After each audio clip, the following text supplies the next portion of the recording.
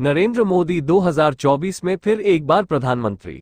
मुजफ्फरपुर आगामी लोकसभा चुनाव में फिर से तीसरी बार देश का प्रधानमंत्री बनेंगे नरेंद्र मोदी। उक्त बातें शनिवार को साहेबगंज नगर क्षेत्र के बैद्यनाथपुर गांव में अजीत कुमार ने बीते 9 वर्षों के मोदी सरकार की उपलब्धि की चर्चा किए। उन्होंने बताया कि भाजपा कार्यकर्ता एवं पार्टी समर्थकों को संबोधित करते हुए कहा कि प्रधानमंत्री जी द्वारा इस देश के विकास के लिए जितनी भी जनकल्याणकारी योजनाएं चलाई जा रही है उन सभी योजनाओं की जानकारी आज हम साहेबगंज विधानसभा क्षेत्र के बैद्यनाथपुर गांव पहुंचे हैं, जहां अपने समर्थक भारतीय जनता पार्टी के बड़े ही समर्पित साथी रंजन सिंह के आवास पर इस इलाके के भारतीय जनता पार्टी के कार्यकर्ताओं के साथ हमने बैठक किया है।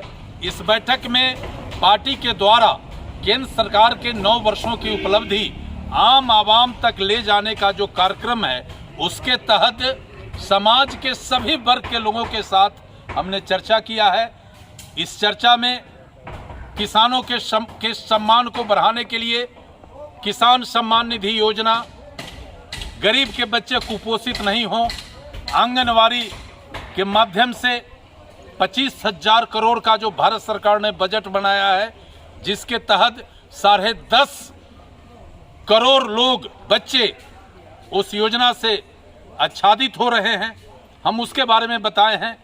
हम प्रधानमंत्री आवास योजना के बारे में लोगों से चर्चा किया है, जल संरक्षण के बारे में लोगों से चर्चा किया है, किसानों का आय कैसे बढ़े हम इस पर चर्चा किया है, समाज के गरीब तबके के लोगों का मान सम्मान कैसे बना रहे, कैसे बढ़े, हम इस पर चर्चा किया है। और भारतीय जनता पार्टी के आदरणीय प्रधानमंत्री श्री नरेंद्र मोदी ने जो भारत को दुनिया के सामने एक सशक्त और गौरवशाली देश के रूप में जो प्रस्तुत किया है, हम इसके बारे में व्यापक चर्चा किया है।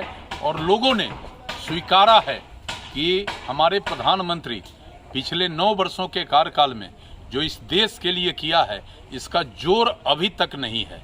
आज़ादी के 77 वर्ष बाद भी हमारा यह देश जितना प्रोग्रेस नहीं किया था, ये बीते 9 वर्षों में उससे अधिक प्रोग्रेस किया है।